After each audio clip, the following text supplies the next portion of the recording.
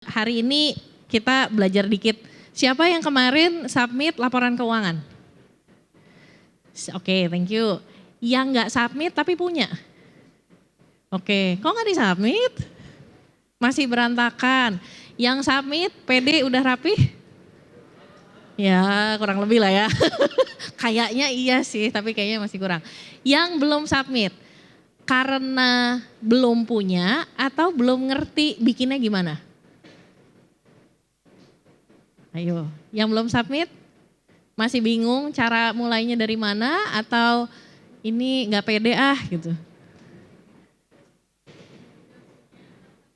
Takut salah, oke. Kalau salah nggak ngurangin saldo kok, nggak apa-apa. Oke, kita ngobrol-ngobrol sedikit ya. Yang udah punya laporan keuangan, kemudian sering dibaca laporan keuangannya siapa? Oke, yang dibaca apa biasanya? Rekap penjualan sama saldo, oke. Siapa lagi mas? Margin? Gross margin, net margin, OPEX.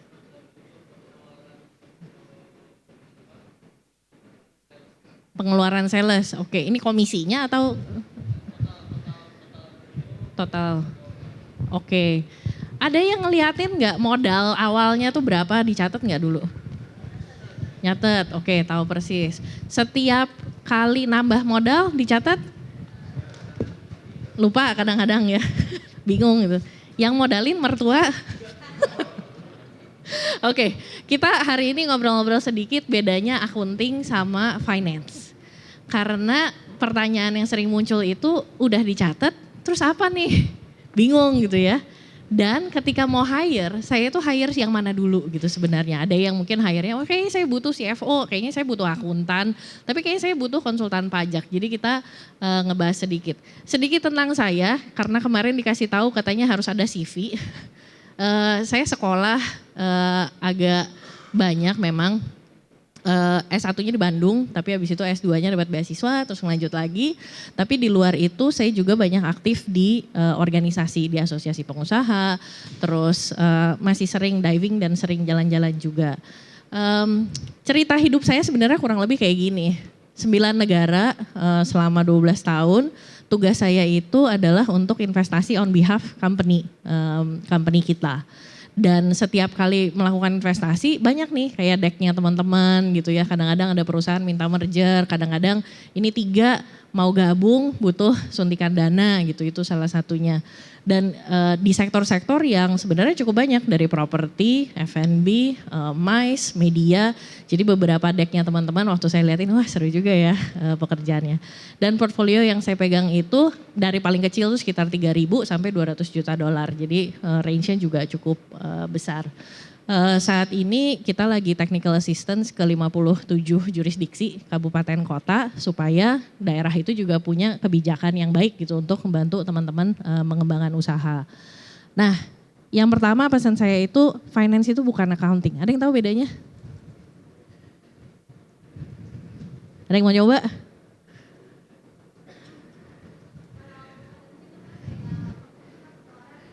Finance pengeluaran. Accounting nyatet, oke. Ada lagi? Ya.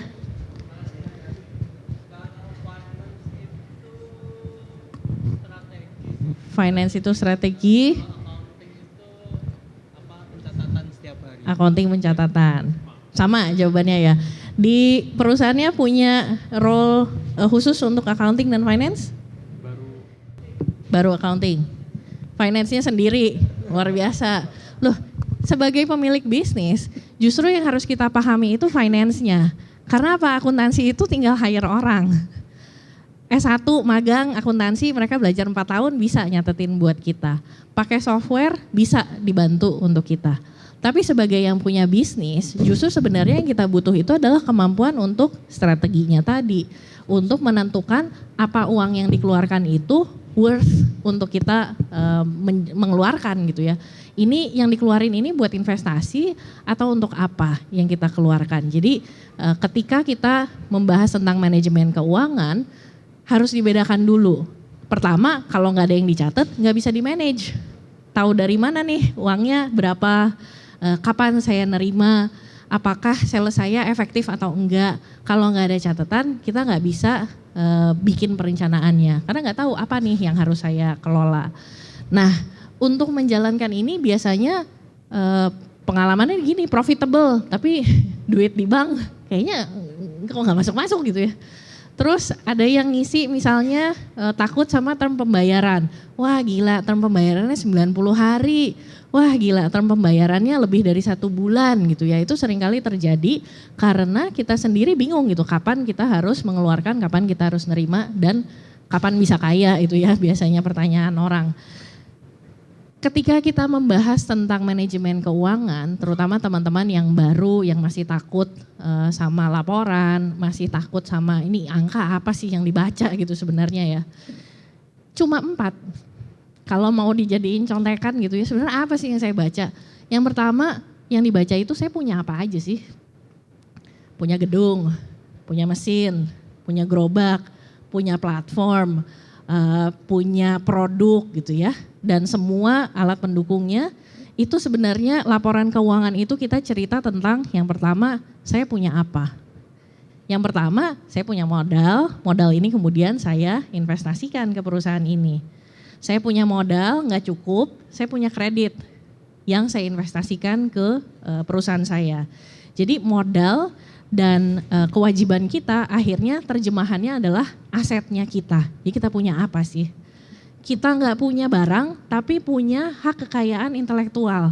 Itu aset juga gitu sebenarnya kalau didaftarkan. Kalau nggak didaftarin nggak ada nilainya gitu. Makanya pastikan gitu kalian brandnya, hak ciptanya itu semua didaftarkan. Karena apa? Itu hasil asetnya kalian yang keluar dari modal dan mungkin pinjaman usaha di awal.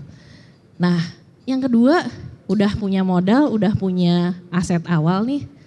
Terus saya dagang ini sebenarnya untung atau rugi dan berapa? Siapa yang kemarin mengirimkan dan ada hitungan HPP-nya?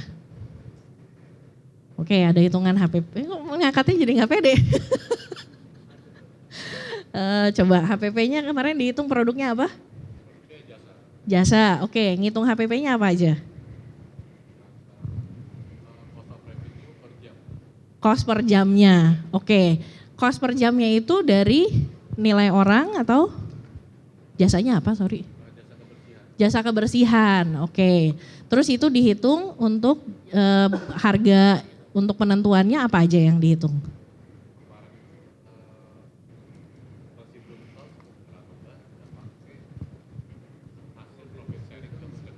Hasil profit sharingnya itu yang dihitung sebagai biaya cost per jamnya sama biaya marketing per jam. Oke, produk FMCG yang dihitung bahan baku sama cost produksi. Gaji orang yang kerjanya masuk OPEX. Oke. Di sini yang seringkali orang salah ngitung, karena untuk menghasilkan si produk itu biaya orangnya tuh sebenarnya masih masuk ke sana. Apalagi kalau kita belum pakai mesin. Kalau pakai mesin nanti kita lihat ya, ada cost si mesinnya itu juga seperti apa. Tapi kita ketika melihat saya dengan modal tadi punya aset, ini saya upayakan, maka saya untung atau rugi, dan untung dan ruginya itu berapa. Oke, gampang ya sebenarnya, itu yang kita lihat. Terus cerita kita nih, cerita usaha kita, itu punya nafas berapa lama. Gak ada duit di bank, tapi harus bayar gaji, harus bayar listrik, gak bisa nunggu ya. Bayar pulsa, kalau yang platform harus bayar third party software gitu misalnya. Ini gak bisa nunggu nih. Dan napasnya itu, siapa yang di sini punya uang kas, napasnya cukup untuk 6 bulan. Kalau gak ada pemasukan.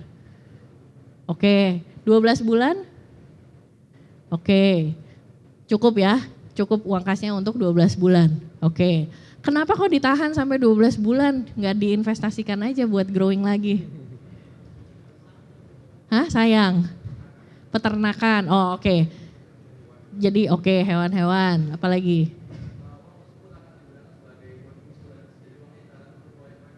Ditahan untuk proyek-proyek besar. Oke, tapi napasnya? Oke. Oke, tapi itu bukan untuk yang rolling hariannya. Dikit, bisa dipakai. Oke, jangan dicampur-campur. Loh sekarang gini, aku minjem duit ke masnya. Mas, saya kasih jaminan ya 100 juta.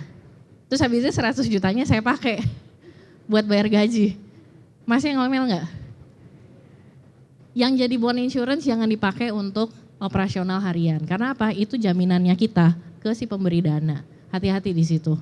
Begitu ketahuan langsung tanya, lah katanya saya dijaminin sekian. Tapi ini jaminannya malah dipakai untuk kebutuhan yang lain. Nanti pencatatannya berantakan di situ. Oke, terus cerita yang ketiga adalah modal kita itu dari mana aja. Apalagi tadi ada yang modalnya ada penambahan ya. Siapa di sini yang aspirasinya nyari investor? Wah banyak. Ketika mau cari investor, pernah pitching sama investornya? Pernah. Diminta laporan perubahan modal? Iya. Diberikan?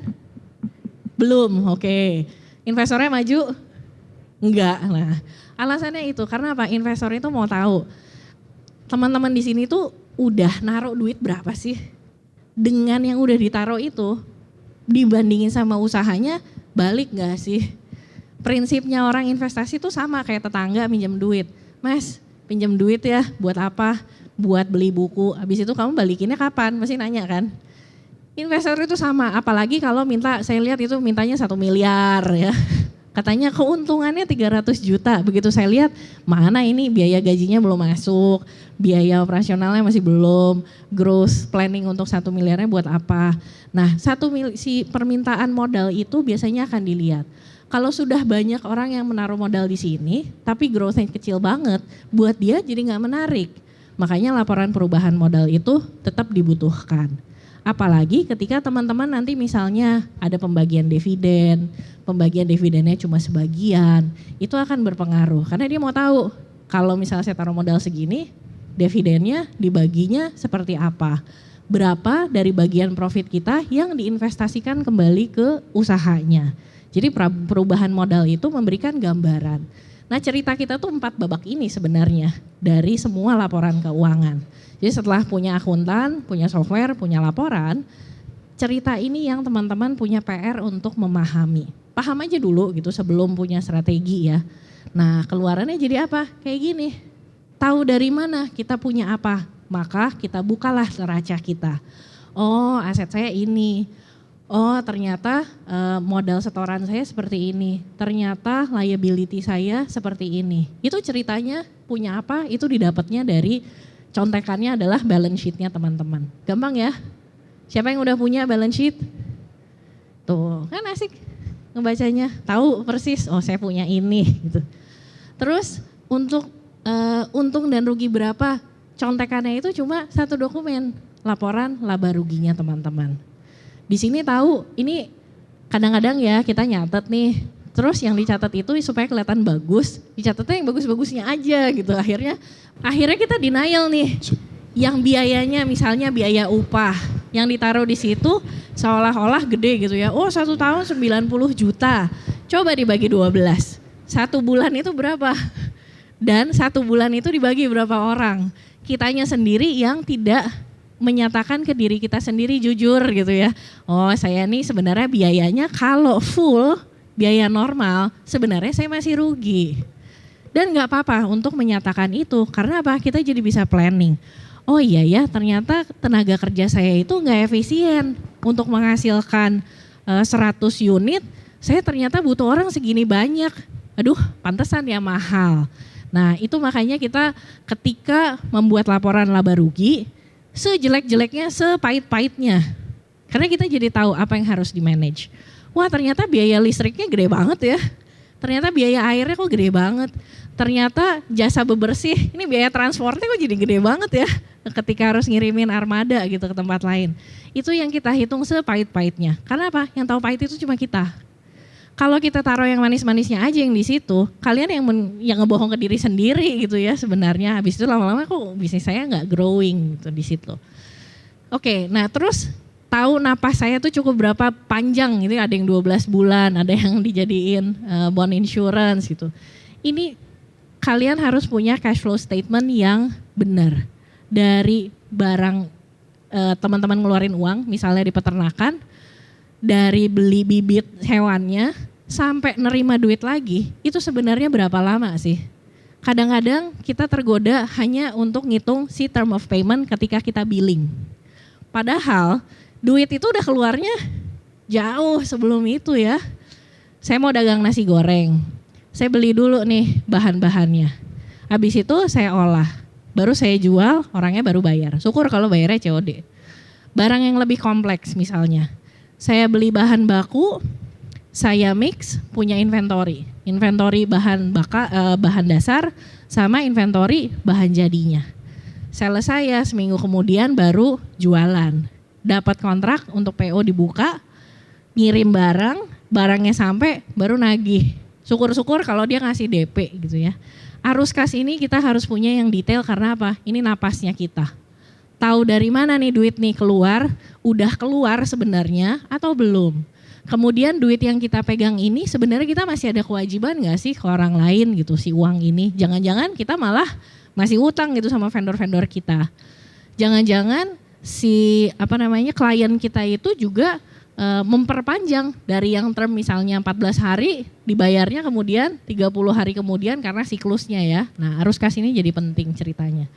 Habis itu modal dari mana? Laporan perubahan modal kita yang selalu diupdate terus. Nah 4 ini gak bisa dipisah. Karena apa? Sama kayak saya ngeker gitu ya. Ngelihatnya cuma kacamatanya tapi gak ngelihat sepatunya. Habis itu saya ngelihat mbaknya, waduh make upnya glowing gitu ya, tapi bawahnya pakai sandal jepit gitu nggak kelihatan. Nah untuk teman-teman bisa nganalisa posisinya teman-teman sendiri, 4 ini harus ada. Siapa yang punya 4-4-nya? 1, 2, 3, 4. Dianalisa nggak? Kadang-kadang, oke. Dianalisanya pas kapan? Laba rugi tiap bulan? Neraca akhir tahun, arus kas, oke bulanan juga, perubahan modalnya. Cuma pas mau rapat pemegang saham aja ya, kalau nggak diminta juga nggak dilihat biasanya ya. Oke, so make sure kita 4 ini harus ada ceritanya. Karena apa? Nantinya ketika kita mau bikin strategi, mau cari investor, ceritanya bisa panjang. Oh saya punya gini, growth plan saya ini, yang ini mau saya efisiensikan, yang ini masih kurang. Sanggup nggak saya ngebayar komitmen jangka panjang atau jangka pendek. Kalau saya mau investasi di 10 cabang atau di 10 kota atau di 100 cabang sekaligus. Nah 4 ini harus ada. Enaknya apa? 4 ini contekannya teman-teman. Makanya jangan fokusnya itu cuma saya harus punya laporan laba rugi karena nggak cukup. 4-4-nya harus punya. Jadi pelan-pelan dibangun ya dari sini. Oke. Nah, ketika kita kemudian bergeser nih dari cuma mencatat sampai ke analisa. Apa yang kita analisa? Nah, ini yang kita analisa. Berapa sih modalnya? Dividen itu idealnya berapa yang kita berikan?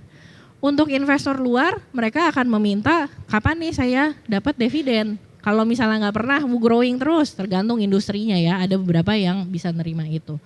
Terus kalau misalnya kadang-kadang kita ada yang mau menawarkan, aduh dokter-dokter mitra klinik saya kasih saham deh. Ada ya pernah dengar yang kayak gitu. Mitra desainer saya kasih saham deh. Nah berapa banyak yang diberikan, impactnya seperti apa, itu bagian dari perencanaan. Jadi kalau tadi ceritanya nggak lengkap, bingung juga nih berapa yang saya kasih ya ke mitra-mitra tersebut. Terus apakah perusahaan kita juga berinvestasi? Ini biasanya yang udah agak sedikit lebih besar, lebih kompleks, dia akan lihat, nih saya punya reserve, kayak tadi misalnya dijadikan asuransi, ada sebagian yang dilihat oke, untuk membiayai uang pensiun karyawan saya nggak cukup nih kalau saya cuma nyimpan, makanya dia akan berinvestasi juga di capital market, dia akan investasi di banyak tempat.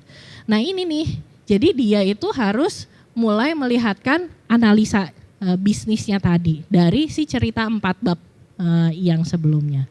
Nah bedanya sebenarnya ini, ketika seseorang melamar, Pak Bu, saya mau jadi staf keuangan. Kamu mau jadi apa? Oh saya mau jadi akuntan. Kita tahu tugas dia tuh cuma nyiapin laporan. Mostly ya. Kadang-kadang dia akan jadi controller, tapi lebih banyak dia mempersiapkan. Tapi ketika dia datang nih, Pak saya lulusan manajemen keuangan, mau jadi orang finance, kita langsung ngecek dia analytical skills-nya oke nggak? Kalau misalnya enggak, mungkin dia cocoknya malah jadi akuntan aja gitu. Tapi skill setnya beda gitu antara orang accounting sama orang finance. Kemudian scope-nya. Orang mencatat itu biasanya cuma orientasinya ke masa lalu. Apa sih yang udah terjadi? Itu dicatatkannya di pos yang mana. Tapi ketika kita hiring orang finance, maka kita mulai ngelihatnya ke masa depan. Siapa yang punya proyeksi tahun depan 2024? 1, 2, 3, oh lumayan ya, setengah. Nah, proyeksi ini tugasnya finance, scope-nya ngelihat ke depan. Berdasarkan paling tidak 2 atau 3 tahun operasi. Kalau misalnya masih 1 tahun, itu biasanya masih bias. Siklusnya belum cukup gitu ya, apalagi kita habis pandemi. Itu asumsi-asumsinya biasanya suka miss di situ. Jadi usahakan 3 tahun lengkap semua, dimulai dari tahun yang terakhir dulu, baru mundur misalnya belum punya, misalnya sekarang 2023. Terus wah gila belum pernah punya nih, mundurnya jangan ke 2019 dulu, tapi mundur ke 2022, mundur ke 2021, 2020 dan seterusnya. Jadi jangan dari yang dari lama ke belakang gitu, itu dicicilnya kayak gitu. Terus skill, ini juga ketika kita interview, yang satu harus accurate, yang satu harus punya insight, jadi dia bisa lebih kreatif sebenarnya merencanakan. Oke, yang ini kita lepas asetnya ganti yang lain. Oke, yang ini mahal kalau kita pakai equity, maka kita pakai kredit aja. Oke, kredit yang sekarang ini produknya untuk jangka panjang, kita geser ke produk yang jangka pendek. Nah ini kreativitas itu dibutuhkan di sini. Karena apa?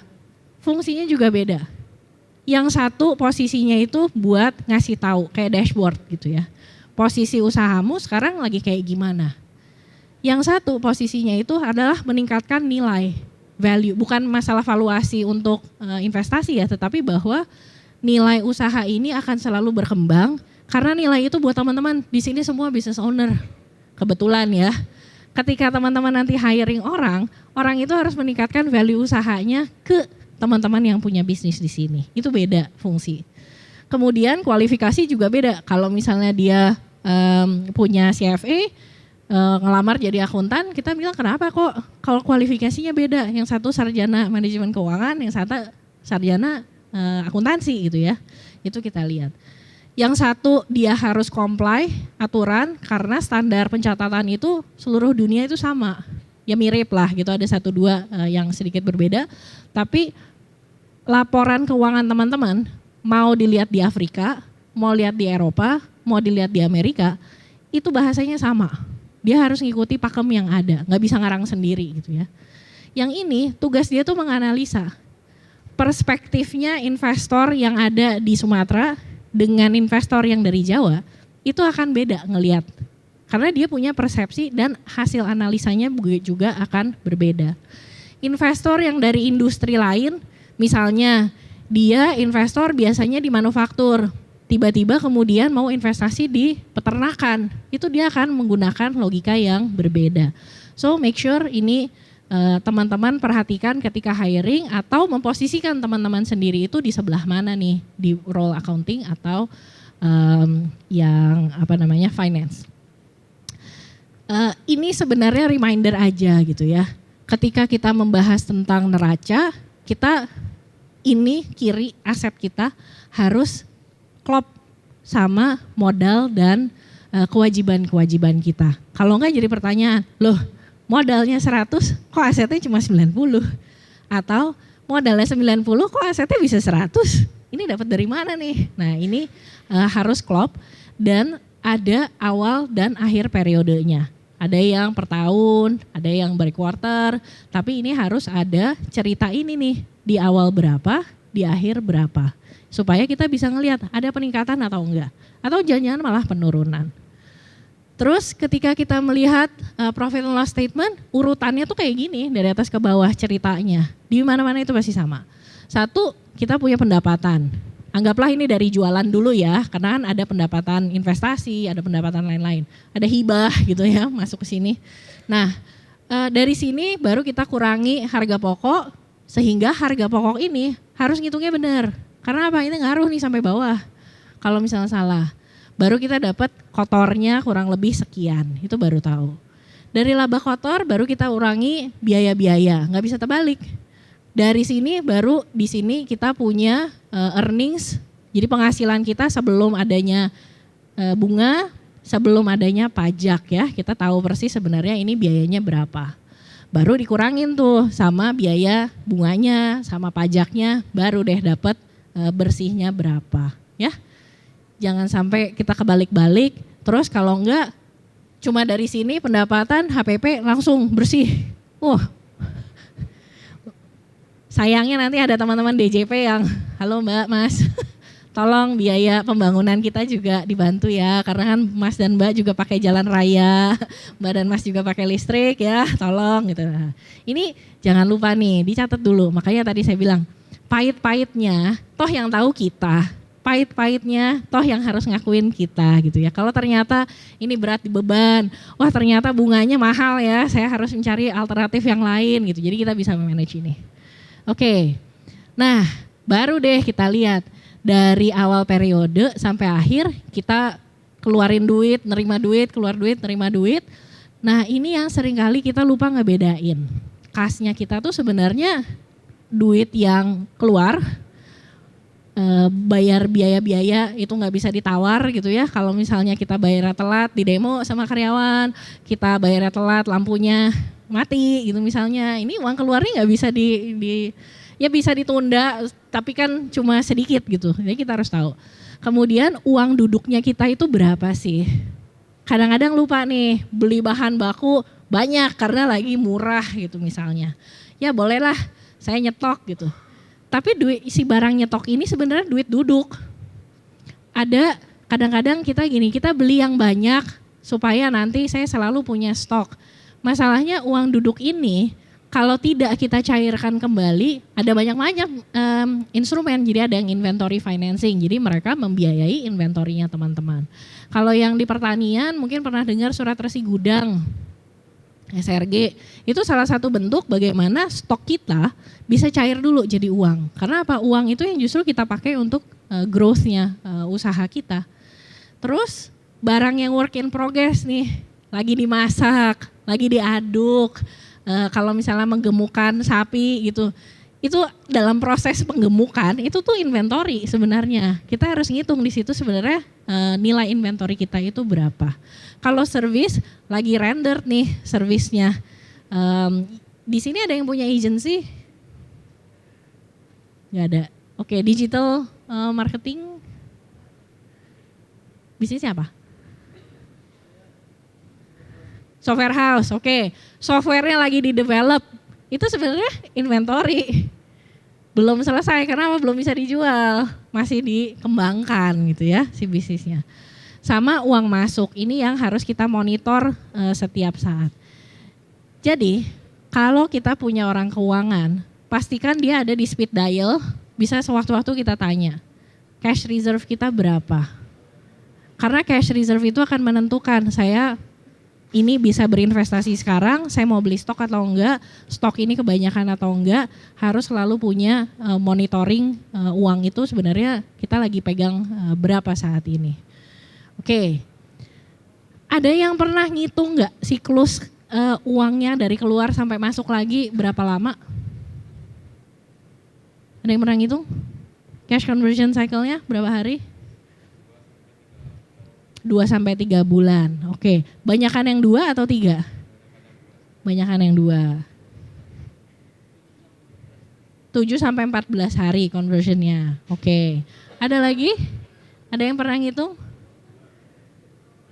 2-3 bulan. Oke, berarti siklusnya harus napasnya 3 bulan nih, paling nggak per 3 bulanan ya. 1 hari ada, 3 bulan ada. Yang 1 hari bisa 1 hari, kenapa?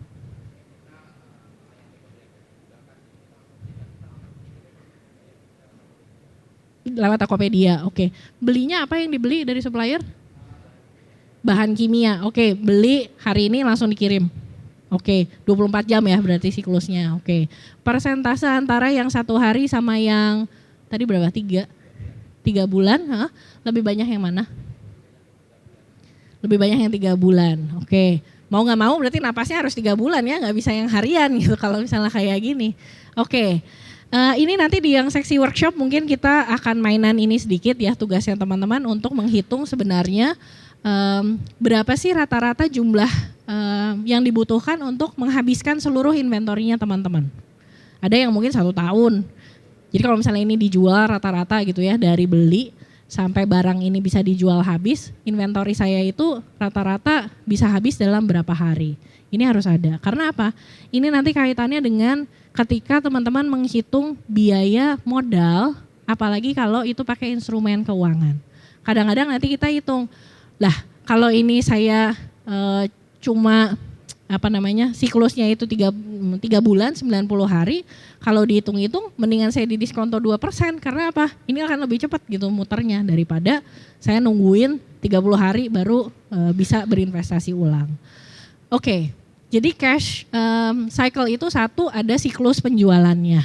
Biasanya ini kita akan melihat seberapa lama kita biasanya bisa nerima pembayaran. Ada sales cycle di sana.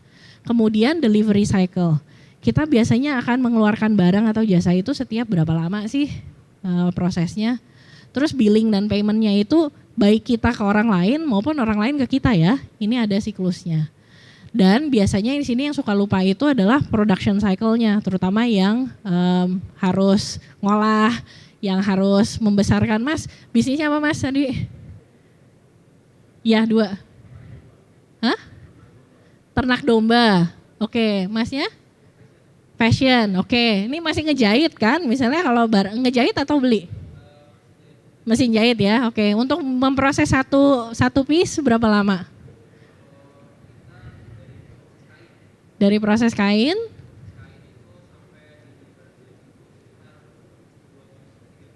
Sampai 3 minggu ya, oke. Tergantung kapasitas. Nah di sini aja udah 3 minggu nih. Terus dari udah jadi, dikirim sampai nerima duit lagi?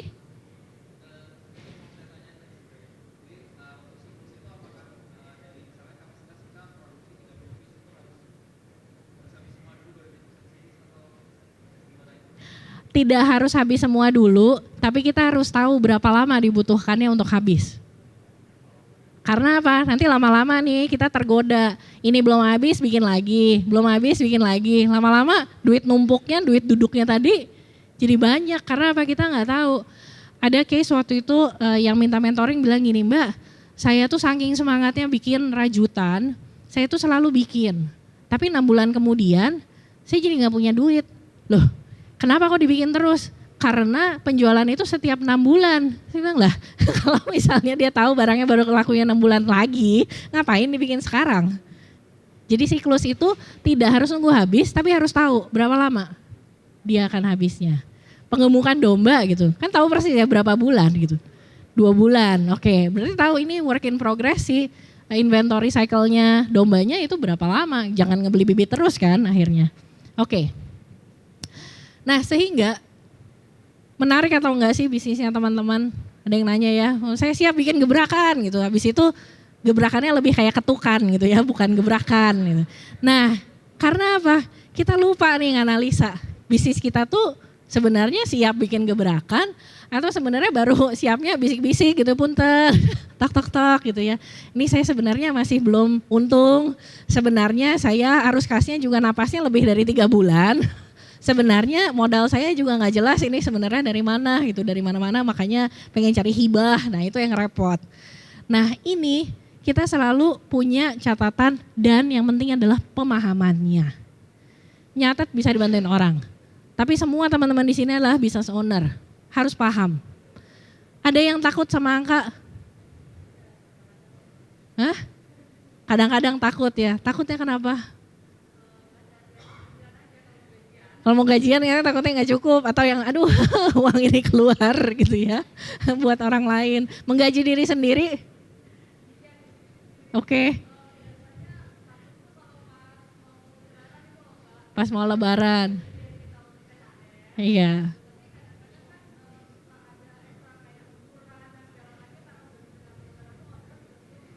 Oke, takutnya gila ini biayanya jadi gede banget ya.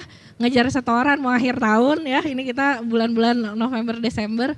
Nah ini makanya Kalau kita udah tahu trennya, 3 tahun terakhir kenaikan orderan itu biasanya 50, 60, 70, kadang-kadang 400% gitu misalnya. Kita bisa mempersiapkan. Oke, udah mau lebaran nih, saya harus mulai nyiapin modal untuk ke sana. Sehingga begitu ada angka udah gak kaget, gak deg-degan. Kenapa? Kita antisipasi. Kemudian kadang-kadang kita juga gak percaya sama diri sendiri ya. Ada case dia bikin agency baru, kemudian dia pikir kayaknya growth saya nih cuma 2 miliar gitu ya. Cukup lah kalau saya siapin 2 miliar. Ternyata booming, dapat kontrak 10 M. Langsung waduh, ternyata agensi saya majunya lebih cepat dari yang saya bayangkan gitu. Langsung dia bingung, waduh gimana nih saya merencanakannya. Jadi kadang-kadang kita suka konservatif, tapi kalau misalnya teman-teman percaya sama bisnisnya teman-teman, percaya sama growth-nya juga. Siapin modal itu untuk ke arah sana. Napasnya jangan tanggung-tanggung. Kalau bisa larinya cepat, kenapa harus larinya itu pelan-pelan ya? Kalau misalnya growing ya, PD growing berapa banyak 1 tahun ke depan? Tahun depan? 5M. Itu kira-kira dari pertumbuhan berapa? 2,5, berarti pertumbuhannya 2 kali lipat ya. 2 kali lipat, oke PD 2 kali lipat. Ada yang PD 3 kali lipat tahun depan? PD, ada yang PD 5 kali lipat tahun depan? Oke, ada yang PD 10 kali lipat tahun depan? Wah asik. Siap ya bikin gebrakan berarti. Bisnisnya apa Mas? Sarung tangan karet, luar biasa. Percaya bisnisnya bisa 100 kali lipat? Bisa, kasih tepuk tangan dulu dong. Oke. Harus direncanakan, karena apa? Ketika bisnis kita larinya 100 kali lebih cepat, napasnya harus lebih stabil. Jangan sampai nanti ngos-ngosan gitu ya setengah jalan, wah pede 100 gitu lari. Habis itu wah gila, orang gak cukup, mesin gak cukup, modal gak cukup, gudang gak cukup. Nah itu yang harus dipersiapkan dari sekarang. Oke, nah ini sebenarnya ceritanya sama nih kayak tadi. Bisnis ini rugi apa enggak, saya punya apa, ngos-ngosan atau enggak. Ketika bisnis kita ngos-ngosan, stres kitanya juga. Karena apa? Gila ya ini duitnya gak cukup. Aduh gila ya ini saya mau lari 100 kali tapi ternyata duitnya cuma cukup buat 7 gitu misalnya. Ini yang diperhatikan tentang keuangan. Nah ini beberapa ya pendekatannya. Biasanya orang manufacturing itu yang akan dihitung itu satu direct materialnya pasti. Berapa sih biaya si bahan yang langsungnya itu berapa? Kemudian direct labornya, OPEX untuk orang yang tidak terlibat langsung sama pembuatan nggak apa-apa, itu masuknya memang ke OPEX. Staf keuangan, staf marketing itu masuknya ke OPEX. Tapi ketika kita produksi sendiri, orangnya ini yang ngejalanin mesinnya, operatornya, orang ini yang ngepak-ngepakinnya, itu direct labor ke produk kita. Maka ini harus ada, karena apa? Ketika kita mau naik turun, kita mau ke outsource, kita tahu persis sebenarnya berapa sih yang bisa kita tanggung dari si biaya harga tersebut. Efisien atau enggak sih orang-orang kita untuk di hal ini. Dan kemudian manufacturing overheads itu biasanya terkait sama mesin. Mesin itu ada depresiasinya, mesin itu ada biayanya gitu di situ. Oli ini misalnya kita lagi mau nyetak, mesin cetakannya kan masih tetap ada pengeluaran di situ ya. Jangan lupa karena apa? Ini barang-barang yang berkontribusi kepada si produk ini. Mesin overhead itu juga harus pelan-pelan nanti dilihat.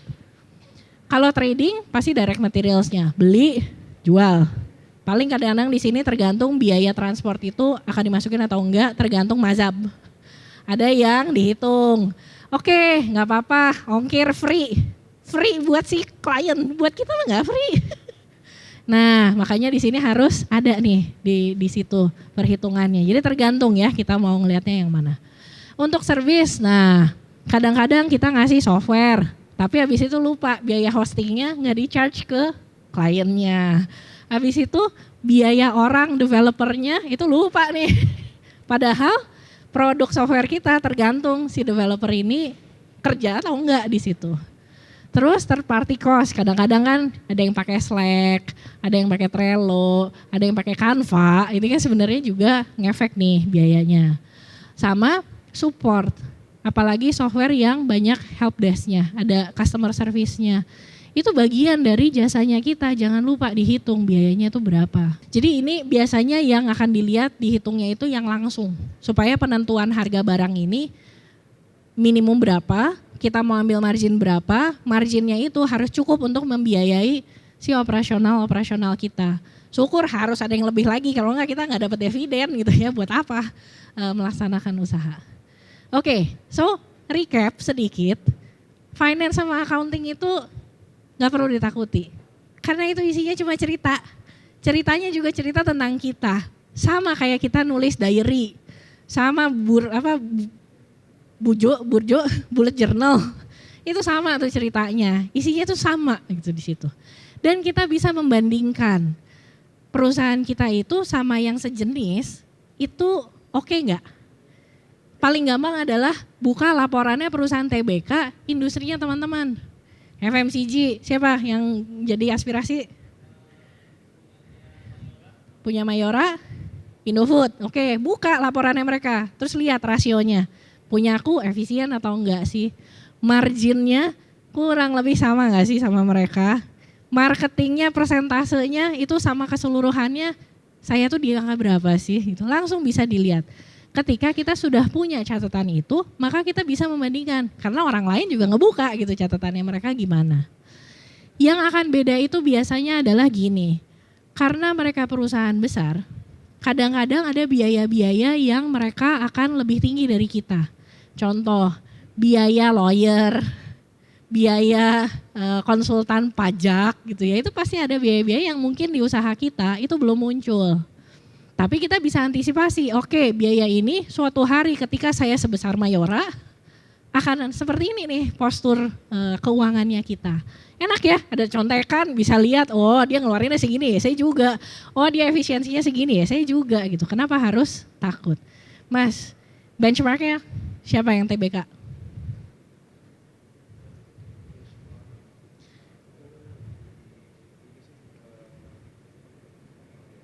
F&B, oke. Grup F&B yang TBK salah satunya contohnya Kopi Kenangan. Ya bisa dilihat kan. Wah ini sebenarnya saya bisa nih langsung. Software developer cari aja perusahaan yang TBK. Ya. Pasti saingannya langsung Traveloka ya, udah tahu kan. Oh ternyata dia sekian. Yes. Ya. Udah nyontek. Sejenis dengan produk saya, Ya. yang sarung tangan karet, saya udah download. Ya. Cuma karena memang saya basicnya bukan accounting finance, walaupun saya owner juga, Ya. saya berkelana sini lagi nyari ilmu. Siap. Bagaimana cara biar perusahaan saya bikin jadi TBK. Ya. Nah, otomatis kan saham. Kalau mau belajar saya kemana Bu? Belajar saham. Iya, Nanti karena helpdesk. perusahaan saya tuh pengen maju dari dulu stagnan. Oke. Jadi kenapa harus terbuka biar tumbuh besar dan kuat itu aja. Asik. Ya, Oke. diajarin ya Bu. Siap. Kebetulan hari ini kan ada helpdesk. Nanti cari yang namanya Pak Diki di helpdesknya. Pak Diki. Jadi kita nanti helpdesk itu ada Pak Diki, ada Diana, ada Iksan. Yang jagoan soal saham itu Pak Diki. Jadi nanti cari Pak Diki ya. Pak Diki jangan lupa nih sarung tangan ada yang mau consult. Oke, lanjut sedikit ya. Ketika kita mau hiring orang, mending jujur bego atau pinter tapi nggak jujur. Ayo, mending pinter. Siapa yang aliran jujur tapi bego? Ora. Pengen jujur pinter. Bisa diajar, oke. Ini pilihannya cuma dua nih. Jujur bego, pinter gak jujur? Pilih apa? Jujur semuanya. Tapi setengah mati itu ngajarin ya. Setengah mati manajernya, gak bisa delegasi. Siapa yang milih pinter tapi gak jujur? Kenapa? Sekadal-kadalnya kadalan kita gitu, oke. Itu alasannya?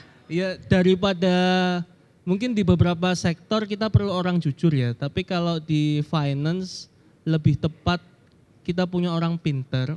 Karena pengalaman ya setengah mati ngajari orang itu untuk mindset growth dan juga punya pandangan insight-insight, apalagi kalau udah menyangkut global insight dan kawan-kawan, orang-orang jujur yang agak bego ini Terlalu jujur. Sulit. jadi mending orang yang pinter tapi kita proteksi pakai sistem sih. Pakai jadi sistem. jadi apa dia mau apa menerapkan Menakal. ide dia itu kita bebaskan, tapi kalau mau nakal jangan harap. Oke. Siapa yang ganti tadi dari jujur? Bego geser? Ganti atau tetap? Lebih pilih pintar, kenapa?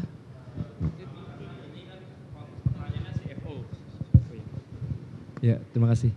Ya, jadi saya lebih pilih yang pintar. Cuma kalau misalnya masalah jujur atau tidaknya itu masih tanda tanya ya. Cuma kenapa milih begitu? Karena yang pertama levelnya CFO. Jadi orang yang juga bisa bantu bukan masalah tidak jujur, tapi bisa melihat financial engineering. Misalnya kita punya satu case yang saat ini misalnya masih rugi. Dan kalau misalnya kita mau coba let's say buat grab investor and ya lain-lain gitu, gimana cara biar bisa make up tapi nggak terlalu jauh gitu ya. Tapi di satu sisi memang itu realistik untuk bisa dikejar. Paling gitu sih butuh pintar di sana, dan benar banget sih setuju kalau kita bisa bangun trust sih sambil jalan sebetulnya. Oke. Gitu. Sebenarnya pertanyaan ini dilema semua pelaku usaha. Tapi triknya gini, tadi benar soal mekanisme. Kita sebagai business owner, sebagai chief executive, kan semua pada title-nya chief executive, managing director, dirut gitu ya. Intinya kita sebagai manajemen yang senior itu harus punya mekanisme. Sekarang kita tahu dari mana, jujur nggak, saya jujur nggak, punya integritas atau enggak. Nggak pernah tahu, kita nggak bisa nguji. Tapi yang bisa kita lakukan adalah ngasih parameter. Itu benar. Parameter itu kadang-kadang jebol juga ya. Ada juga nih kasir, ada tuh apa tadi di sosmed ngeliatan dia curious lah, dia ganti macam-macam. Kadang-kadang kalau misalnya dagangnya tepung ayam, ayamnya sih nggak ditilep, tepungnya yang ditilep sama dia gitu ya, ngegorengin yang lain. Kita bisa bikin banyak parameter dan tugas kita adalah membuat parameter itu. Karena ketika karyawan kita udah 60.000 karyawan, 3.000 karyawan, bahkan 100 karyawan pun gak bisa kita kemudian ini jujur gak ya, itu udah gak bisa kita ukur tuh. Tapi ketika kita memilih orang yang pintar, dia bisa kita ajak kreatif. Kita bisa mengajak dia untuk kemudian membuat parameternya sendiri. Namanya maling pasti lebih jago ya buat bikin parameter untuk dirinya. Jadi itu bisa menjadi pertimbangan. Sekarang tinggal kita ngukur nih, sekadal apa sih diri saya ketika si kandidat ini sebenarnya juga kreatif. Satu, kalau sama investor dia paling nggak bisa ngebluff dikit lah ya gitu ya, cerita masih bisa ngomong. Kemudian ketika kita fake it until you make it, jangan fake-fake amat gitu ya. Punya kepercayaan diri karena dia bisa problem solve. Jadi satu, pastikan kita punya parameter yang tepat untuk misalnya prosedur keuangan. Gimana supaya QRIS-nya nggak dibobol. Gimana mekanisme kita untuk misalnya deterrent ke si karyawan. Kalau kamu berani masukin QRIS, tak penjara lo besok gitu seumur hidup gitu. Kalau enggak, tak kirim janda ke rumah lo nangis-nangis gitu di depan rumah. Bagaimana cara kita kemudian mengontrol? Makanya SOP itu penting, tata kelola itu penting karena apa? Itu yang menjadi parameter kita maju itu seperti apa. Jujur itu lebih banyak integritas etika bisnisnya. Dia punya kepercayaan gak untuk memajukan perusahaan ini. Ketika dia punya kepercayaan dan conviction yang sama dengan teman-teman, maka dia siap lari. Bego-bego pun, jujur-jujur bego juga dia akan lari gitu secepat mungkin, sebisanya dia.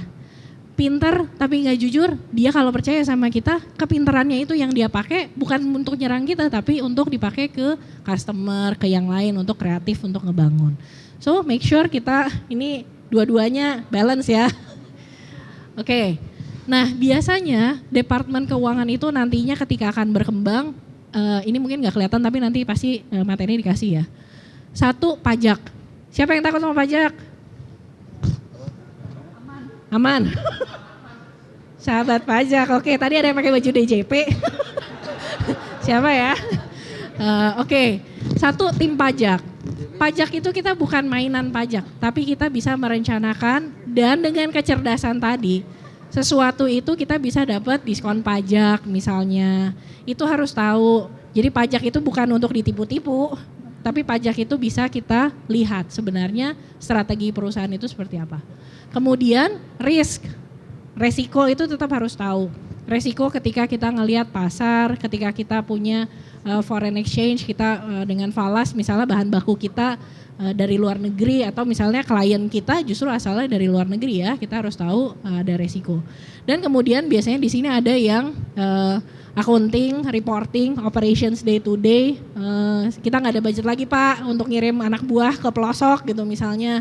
Nah ini ada tim ini. Kemudian ada tim audit biasanya yang akan kerja bareng sama auditor.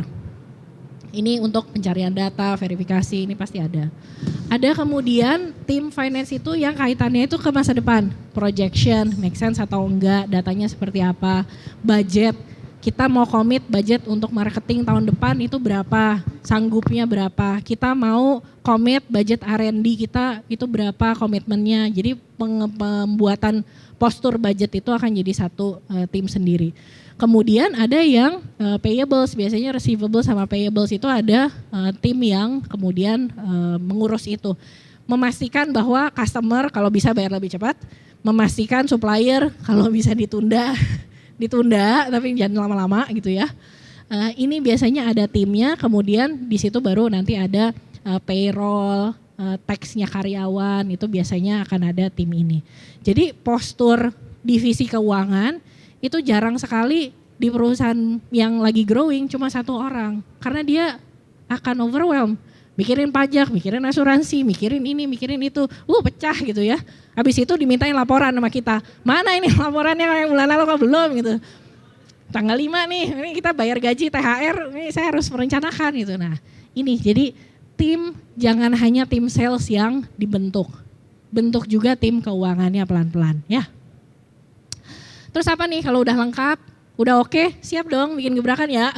Siap, pede. Ketika kita kemudian punya ini semua, ada timnya, kalau enggak kita sendiri yang mendidik diri sendiri, akhirnya kita pertama akan ngelihat dari rasio-rasio keuangan, long term value kita itu seperti apa. Karena long termnya kita bangun bisnis tuh gak cuma 3 tahun, gak cuma setahun, tapi bisa 5, 10, 20. Bahkan kalau misalnya teman-teman punya aspirasi exit, itu pun harus ada value yang ditawarkan ke si investornya. Kemudian berapa sih kebutuhan kita untuk growing? Apalagi kebutuhannya growingnya 100 kali ya. Berapa nih gitu yang dibutuhkan? Kemudian efisiensi mana yang bisa kita prioritaskan? Kadang-kadang semua butuh ya. Orang butuh, alat butuh, mesin butuh, tempat butuh, segalanya gitu butuh. Prioritasnya dari mana? Itu ketika kita orientasinya long term value. Resiko. Nih saya resiko nggak ya kalau saya bikin brand baru? Resiko nggak ya kalau saya ngembangin di kota baru gitu misalnya? Terus visi teman-teman nih, gimana caranya visi saya itu diterjemahkan ke dalam bisnis yang sehat? Kan visi itu kalau nggak jadi cuma angan-angan gitu ya, nggak ada eksekusinya. Mimpinya mau jadi Mayora, mimpinya mau jadi kopi kenangan, mimpinya mau jadi Starbucks mungkin. Nah ini bagaimana sih sumber daya itu bisa kita racik dan mainkan. Lalu nilai ini di masa depan turun atau enggak? Contoh, siapa dulu waktu sekolah makan bakso di depan sekolahnya? Harganya berapa dulu? 2.000. Sekarang harga bakso? Waduh gila gitu. Ini baksonya tergantung ya, bakso yang ada brandnya atau enggak gitu. Nilai itu akan berubah. Yang sekarang kita lihat, nanti juga nilainya itu bisa 2 miliar. Tapi 2 miliar 2 tahun dari sekarang sama 2 miliar 12 tahun dari sekarang itu beda. Nah ini yang perlu kita pertimbangkan. Lalu habis itu baru kita mikir nih, dividennya gimana? Bisa nggak kita juga berkontribusi kepada masyarakat? Bisa nggak kita kontribusi sama lingkungan hidup kita? Itu berapa yang kita butuhkan? Sehingga pertimbangannya kayak gini, gampang. Kalau misalnya kita mau bikin gebrakannya itu financial value, pasti kita create dong ya, kan bisnis pengennya untung. Ada financial value. Kalau dalam proses bisnis kita, akhirnya kita mendestroy social sama environmental value, jadi kita merusak alam, atau kita kemudian tidak membayar, kemarin mungkin ada yang bahas soal UMR gitu ya, tidak membayar upah dengan baik, supplier kita tidak kita jaga dengan baik, maka akhirnya kita menjadi perusahaan yang over exploiting. Akhirnya dikritik deh tuh di headline, wah perusahaan ini menyebabkan polusi, perusahaan ini mempekerjakan anak-anak, perusahaan ini tidak peduli dengan kesejahteraan, macam-macam ya. Ini akhirnya kita over exploit. Ketika kita sendiri tidak menciptakan value di dalam bisnis kita, nggak tahu nih untung rugi, ternyata rugi gitu ya. Kita destroying value dan kita destroying value dari sekitar kita, collapse. Bisnis kita collapse, sekitar kita juga collapse. Udah pasti ini bukan pilihan. Kalau kita create value, abis itu di secara sosial dan environmentnya kita juga creating value, maka ini jadi win-win buat semuanya. Buat kita, yang kerja buat kita, buat lingkungan kita, supplier dan buyer itu semua win-win. Termasuk kalau misalnya di sini kita destroying value, cuma ngeluarin duit aja gitu ya buat sumbangan lomba sepak bola kampung gitu misalnya. Tapi di sana kita sebenarnya creating value, maka itu jadi charity. Ya boleh aja kalau teman-teman aspirasinya lebih ke arah charity tadi. Buka yayasan, jangan bikin PT ya. Udah siap bikin gebrakan? Oke, challengers? DSC season 14?